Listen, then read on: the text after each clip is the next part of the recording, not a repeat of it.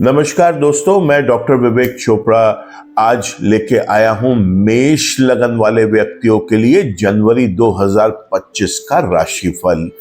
इस राशिफल के अंदर हम सभी मुख्य ग्रहों की बात करेंगे और आपको ये बताएंगे कि इस महीने में ये ग्रह आपके लिए कितने शुभ हैं, कितने अशुभ हैं। अगर शुभ है तो उसका कैसा फायदा उठाएं, और अगर ये अशुभ अपनी राशियों में चल रहे हैं तो ये कैसे आपको नुकसान दे सकते हैं।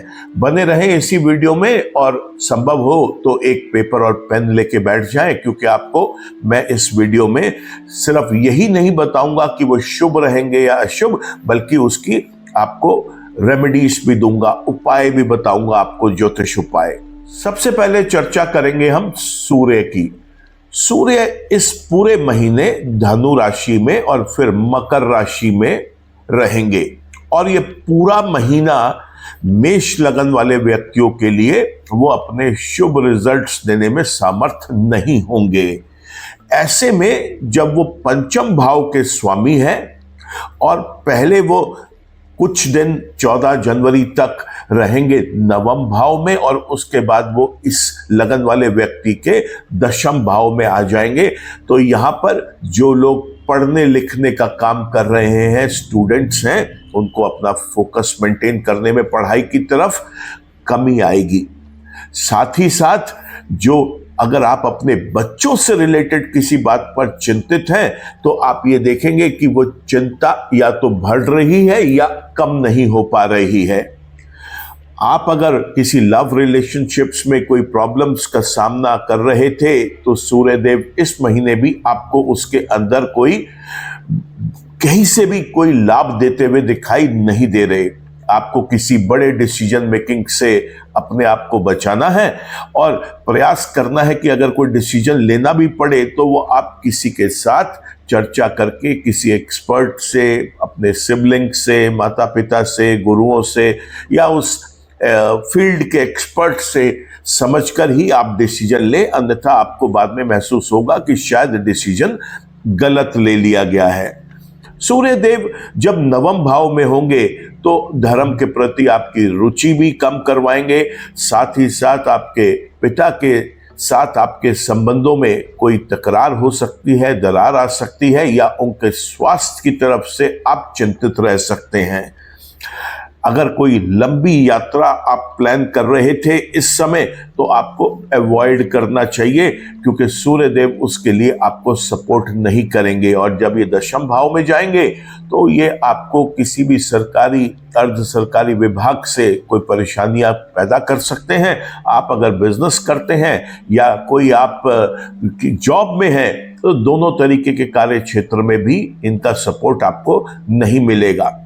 सूर्यदेव की अशुभता को कम करने के लिए मैं आपको सुझाव दूंगा कि नियमित रूप से सूर्य को जल दें, गाय को गुड़ खिलाएं, भीगी हुई गेहूं गाय को खिलाना बहुत शुभ रहेगा, और सूर्यदेव के जप करना आपके लिए शुभ रहेगा। मंगल की बात करें तो मंगल जो है वो 21 जनवरी तक आपको सपोर्ट करते हुए नहीं दिखाई दे रहे। वो कर्क राशि में अपनी नीच राशि में चल रहे हैं। 21 तारीख से लेकर और 31 तारीख तक वो फिर अपनी मिथुन राशि के अंदर गोचर करेंगे वक्री होके। वो टाइम फिर भी आपके लिए सपोर्टिव है। आपके लगन का स्वामी स्वयं मंगल है, और लगन का स्वामी ही अगर किसी कारण से आपको अच्छे रिजल्ट्स देने में सामर्थ्य नहीं होता तो चिंता तो जरूर होती है, क्योंकि स्वास्थ्य की दृष्टि से भी यहाँ पे कमियां दिखाई देंगी, कोई परेशानियां महसूस कर सकते हैं, आपके काम में रुकावटें भी आ सकती हैं। चल अचल संपत्ति अगर खरीदने की सोच रहे थे तो इस समय रुक जाना चाहिए आपको। साथ ही साथ ये अष्टम भाव के स्वामी भी हैं, तो यहाँ पर आपको इस बात का विशेष रूप से ध्यान रखना है कि अगर कोई बीमारी आप फेस कर रहे हैं या काफ़ी टाइम से आप बीमार हैं तो ऐसे समय आपको उसे नज़रअंदाज नहीं करना। कोई छोटी सी भी समस्या आपके सामने आती है तो उसके लिए आपको तुरंत किसी चिकित्सक के पास जाके उपचार करवाना चाहिए। जो लोग क्रिएटिविटी, इनोवेशन या किसी भी एक ऐसे डिज़ाइनिंग के वर्क में है जहाँ पे उनके जो सोच है, उनकी क्रिएटिविटी है, उसको पहचाना जाता है, उन लोगों को भी यहाँ पे थोड़ी परेशानियां महसूस होंगी। उनको लगेगा कि उनको जो रिकॉग्निशन चाहिए था, वो एक्सेप्टेंस उसकी उतनी अच्छी नहीं रही। मंगल को अपनी फेवर में करने के लिए या उसकी अशुभता को कम करने के लिए हम लोग सुझाव देंगे आपको कि आप नियमित रूप से हनुमान चालीसा पढ़कर रात को सोएं और मंगलवार के दिन हनुमान मंदिर में जाके आप प्रसाद बच्चों में जरूर बांटें। ऐसा करने से भी मंगल के शुभ रिजल्ट्स मिलेंगे और उनके अपनी अशुभता में आपको कमी आती हुई दिखाई देगी। बुध ग्रह की अगर बात करें तो बुध ग्रह इस पूरे महीने रहेंगे आपके धनु राशि में और फिर मकर राशि में, और ये दोनों राशियों के लिए ही बुध ग्रह का ये गोचर इस महीने आपके लिए शुभ रहेगा। तीसरे और छठे भाव के स्वामी हैं, तो पराक्रम में बुध ग्रह तो जरूर वृद्धि करते हुए दिखाई दे रहे हैं। छोटे भाई बहनों के साथ भी आपके संबंधों में मधुरता आएगी। गुप्त शत्रु आपके सामने आ जाएंगे और रोग, ऋण, विघ्न, बाधाओं में भी बुध ग्रह आपको लाभ देते हुए दिखाई दे रहे हैं। जब वो नवम भाव में रहेंगे तो भाग्य की दृष्टि से आपको कुछ लाभ देते हुए दिखाई दे रहे हैं, और आपके जब ये 10वें घर में आएंगे तो एक कर्म क्षेत्र में बुध ग्रह अपना योगदान जरूर देंगे। आप चाहे बिजनेस में हैं, चाहे आप कोई अपना जॉब करते हैं, नौकरी करते हैं, दोनों जगह ही बुध ग्रह आपको लाभ देंगे। बुध ग्रह के और अच्छे रिजल्ट्स लेने के लिए आपको दुर्गा माँ की उपासना करनी चाहिए, दुर्गा मंत्रों का जप करना चाहिए, गाय को आप हरा चारा खिलाएं। ऐसा करने से भी आपको बुध ग्रह के और अच्छे रिजल्ट्स मिलने की संभावनाएं बढ़ जाएंगी। बुध ग्रह इस कुंडली में तीसरे और छठे स्थान के मालिक हैं, तो आपने इसका रतन तो बिल्कुल नहीं धारण करना। उपाय करके, देवी की उपासना करके बुध ग्रह के आप रिजल्ट्स अच्छे ले सकते हैं। बात करें अगर हम बृहस्पति ग्रह की, तो बृहस्पति ग्रह काफी समय से आपके वृषभ राशि के अंदर चल रहे हैं, दूसरे भाव में, और ये इस महीने भी आपके लिए शुभ नहीं है। तो ऐसे में जब बृहस्पति ग्रह इस कुंडली के नवम भाव के और 12वें घर के स्वामी हैं, तो यहाँ पर आपको भाग्य से वो साथ नहीं दे पाएंगे। धर्म के प्रति आपकी रुचि में कुछ कमी दिखाई देगी। आपकी जो अनवांटेड एक्सपेंसेस है, हॉस्पिटल बिल्स हैं, वो अभी भी नहीं थमेंगे। बृहस्पति देव सपोर्ट नहीं कर रहे हैं। धन भी जो है वो एकत्रित करने में परिश्रम ज्यादा करना पड़ेगा। कुटुंब के अंदर, परिवार में पिताजी के साथ उनके स्वास्थ्य को लेकर या किसी और के स्वास्थ्य को लेकर चिंता बनी रहेगी। अगर कोई आप काम ऐसा करते हैं जिसमें कारोबार का जो लेन देन है वो किसी फॉरेन लैंड के साथ आपका होता है, तो बहुत सोच समझ कर करिए, क्योंकि बृहस्पति देव अभी इसी राशि में ही अगले कुछ महीने और रहने वाले हैं। बृहस्पति देव के अशुभता में कमी लाने के लिए आपको सरल उपाय बता रहा हूं। एक तो आप बृहस्पति देव के जप करें। दूसरा, जो प्रसाद की पीली मीठी बूंदी होती है, ये बूंदी आप 3 मुट्ठी रोज पक्षियों को खाने के लिए डालें। साथ ही साथ केले के पेड़ की पूजा करनी चाहिए, केले के पेड़ पर जल अर्पित करना चाहिए, और केले के पेड़ पर थोड़ी सी चने की दाल डालकर और वहां पर एक देसी घी का आटे का दीपक जलाना भी बहुत शुभ रहेगा। बृहस्पति देव के उपायों के लिए आप अपने किसी गुरु या किसी बड़े वृद्ध व्यक्ति के लिए अगर आप कोई सेवा कर सकें, उससे भी बृहस्पति देव की अशुभता में कमी आएगी। दोस्तों, अब बात करते हैं हम शुक्र ग्रह की। शुक्र ग्रह लगभग पूरा महीना ही आपको सपोर्ट करता हुआ दिखाई नहीं दे रहा। केवल आखिरी के 4 दिन जिसमें उसका गोचर होगा आपके मीन राशि के अंदर, वहां वो आपको कुछ जाते जाते फायदा देते हुए दिखाई दे रहे हैं। दूसरे और 7वें स्थान के मालिक हैं। यहां पर जब वो आपके 11वें भाव में रहेंगे तो लाभ में कमी लेके आएंगे। बड़े भाई बहनों के साथ आपके संबंधों में कुछ कटुता आ सकती है। परिवार में भी आपको अपना जो एक कंपैटिबिलिटी है उसे मेंटेन करने में प्रॉब्लम आएगी। यहां पर लाभ तो कम हो ही रहा है, साथ ही साथ आपको धन में भी कुछ कमी महसूस करा सकते हैं ये सब ग्रह मिलकर। सप्तम भाव के भी स्वामी हैं, तो यहां पर पार्टनर्स के साथ आपके तालमेल बिगड़ता हुआ दिखाई दे रहा है। पति पत्नी के बीच जो रिलेशनशिप्स है उसमें भी नॉन कंपैटिबिलिटी या कोई मिसअंडरस्टैंडिंग्स आ सकती है। दैनिक रोजगार में कुछ कमी आती हुई दिखाई दे रही है। शुक्र ग्रह के अच्छे रिजल्ट्स लेने के लिए सरल उपाय है। सबसे पहले तो महालक्ष्मी माता की या लक्ष्मी माता की आप पूजा अर्चना करें, उनके जप करें, लक्ष्मी नारायण की पूजा करें। दूसरा, आप उबले हुए चावलों में थोड़ा सा दही ऐड करके चीनी डाल के उसमें थोड़े से काले तिल और सफेद तिल छिड़क कर ये आप रोज सुबह पक्षियों को खाने के लिए, खासतौर से कौवों को खाने के लिए डालें। अगर वहां पर मिलते हैं आपके आसपास बहुत अच्छा रहेगा, नहीं तो कोई भी पक्षी इसे खा सकता है। मंदिर में लक्ष्मी जी के सामने आप उनको भोग लगाएं, घर में स्वयं खीर बनवाकर।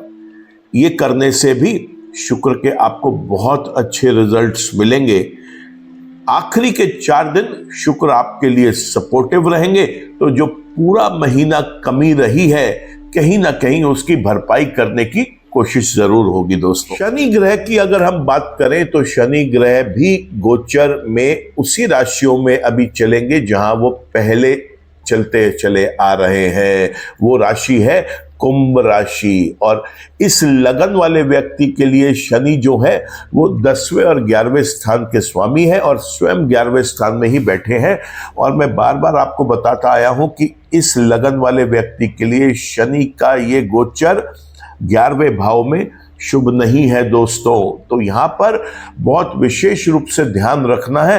पहला तो ये कि शनि देव जो है वो आपको कारोबार से और लाभ कमाने से रोक रहे हैं काफी समय से, और ये उनकी जो पूरे का पूरा एक प्रोसेस है वो इस महीने भी चलता हुआ दिखाई दे रहा है। तो आपको अधिक परिश्रम करना पड़ेगा कुछ लाभ लेने के लिए।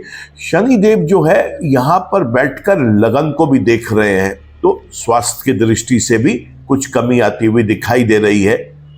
साथ में यहां बैठकर पंचम भाव को देखेंगे। पंचम भाव पहले ही पीड़ित है क्योंकि सूर्य सपोर्टिव नहीं है यहां पर। तो यहां पर आपको 5वें घर से संबंधित, यानी अपनी पढ़ाई लिखाई से संबंधित, लव रिलेशनशिप से संबंधित, डिसीजन मेकिंग से संबंधित और संतान के प्रति आपकी चिंताएं और बढ़ाते हुए दिखाई दे रहे हैं। और शनि देव के उपाय करने के लिए सबसे सरल काम है कि आप शनि मंदिर में जाकर सरसों का तेल उन पर चढ़ाएं, उनके चरणों में 3-4 चम्मच साबुत काले उड़द की दाल चढ़ाएं और वहां पर एक चौमुखा सरसों के तेल का दीपक जरूर जलाएं। ऐसा करने से शनि देव की असीम कृपा आपको मिलेगी और उनकी अशुभता में भी आपको कमी आती हुई दिखाई देगी। शनि के मंत्र जप आप जरूर करें दोस्तों, क्योंकि इस कुंडली के अंदर कर्म और लाभ, इन दोनों चीजों का स्वामी जो है वो शनि देव है। ऐसे में व्यक्ति को परिश्रम ज्यादा करना पड़ेगा, क्योंकि जैसे आपने पूरे वीडियो में अभी तक देखा कि अधिकतर प्लैनेट इस महीने सपोर्टिव नहीं है। बात करें अगर हम राहु की, तो राहु आपके 12वें भाव में चल रहे हैं और पिछले महीनों की तरह वो आपको इस महीने भी सपोर्ट करने के लिए बिल्कुल तैयार बैठे हैं। तो यहां पर अगर आप राहु की मदद लेकर कोई ऐसे काम कर रहे हैं जिसमें फॉरेन लैंड से आपको कोई एक अच्छा बेनिफिट पास ऑन हो रहा है, तो उसको आप कंटिन्यू जरूर करें, क्योंकि राहु यहां पे आपको सपोर्ट कर रहे हैं। राहु यहां पर बृहस्पति की राशि में है और बृहस्पति स्वयं इस गोचर जहां कर रहे हैं वृषभ राशि में, वो इस मेष लगन वाले व्यक्तियों के लिए शुभ अवस्था नहीं है। तो राहु के रिजल्ट्स में कुछ कमी तो वो जरूर लेके आएंगे, लेकिन कुल मिलाकर राहु यहां पर सपोर्टिव है। राहु देव के मंत्र जप करना आपके लिए शुभ है। भैरव की पूजा करें, इससे भी राहु का आपको और शुभ लाभ मिलता हुआ दिखाई दे रहा है। राहु यहां पर बैठ के आपकी कुंडली के चौथे, छठे और आठवें भाव को देखेंगे, तो यहां पर वो आपको कुछ हेल्प, समाज में जो आपके लोगों के साथ एक रिलेशनशिप है उनमें और मेंटेन करने के लिए और बेटरमेंट के लिए जरूर करेंगे। शत्रुओं की तो बैंड बजा देंगे। रोग, ऋण, विघ्न, बाधाओं से आपको जरूर बचाने का प्रयास करेंगे। और ये आपके लिए, अगर जो आपने, जैसे मैंने बताया, क्रिएटिविटी से रिलेटेड अगर आप कोई वर्किंग में हैं, तो मंगल के अशुभ होने के बाद भी ये आपको थोड़ा सा सपोर्ट वहां पे करते हुए दिखाई देंगे। चूंकि छाया ग्रह हैं तो पूर्ण रूप से तो ये काम नहीं कर पाते, क्योंकि राशि के स्वामी का रोल मेन होता है। लेकिन हाँ, अगर मेष लगन वाले व्यक्तियों के लिए दशा ही इस समय राहु की चल रही है, महादशा या अंतरदशा, तो निश्चित रूप से उनका ये गोचर आपके लिए बहुत शुभ रहेगा। तो देखिए दोस्तों, इस तरीके से हमने मुख्य ग्रहों की चर्चा करी। अब यहां पर देखने वाली बात यह है कि हमने यहां पे केतु ग्रह के बारे में और चंद्रमा के बारे में चर्चा अभी तक नहीं करी। तो अब आपको समझाएंगे कि केतु के जो रिजल्ट्स हैं, केतु जिसकी राशि में बैठते हैं उन्हीं के रिजल्ट देते हैं। तो केतु के रिजल्ट हूबहू वैसे ही होंगे जैसे आपको बुध ग्रह के मिलेंगे, क्योंकि अभी वो कन्या राशि में गोचर कर रहे हैं। और चंद्रमा जो है ये हर 2.5 दिन में अपनी राशि परिवर्तन करते हैं, तो इनका जो पॉजिटिव और नेगेटिव इफेक्ट है आपको, वो बहुत ज्यादा लंबे टाइम तक नहीं रहता। चंद्रमा के अच्छे रिजल्ट्स को बढ़ाने के लिए और अशुभ रिजल्ट्स को घटाने के लिए सबसे आसान तरीका है, शिवलिंग पर आप जल चढ़ाएं, गरीब बूढ़ी औरतों की आप मदद करें, उनको खाने पीने का कोई सामान आप दान कर सकते हैं। और साथ ही साथ आप चंद्रमा के मंत्र जप रोज रात को सोने से पहले जरूर करें। इससे चंद्रमा भी आपके लिए जितनी फेवर्स दे सकते हैं वो आपको देंगे। ईश्वर आप सबका भला करे दोस्तों। इन रेमेडीज को फॉलो करिए, इस पूरे के पूरे प्रेडिक्शंस को आप फॉलो करें। और मैं चाहूंगा कि अगर आपको ये मेरा वीडियो पसंद आया हो तो आप अपने फ्रेंड्स के साथ शेयर कर सकते हैं, क्योंकि आपके बहुत सारे फ्रेंड्स, फैमिली मेंबर्स इसी लगन के हो सकते हैं। उनको भी इसका एक गाइडलाइन मिल जाएगी कि 2025 जनवरी उनके लिए क्या लेकर आया है। साथ ही साथ मैं आपसे रिक्वेस्ट करूंगा कि अगर आपने अभी तक मेरे वीडियो को सब्सक्राइब नहीं किया है, इस चैनल को, तो आप इस चैनल को आप सब्सक्राइब करें और बेल आइकन को जरूर क्लिक करें, ताकि आपको आगे के फ्यूचर अपडेट्स मिलते रहें। नमस्कार दोस्तों।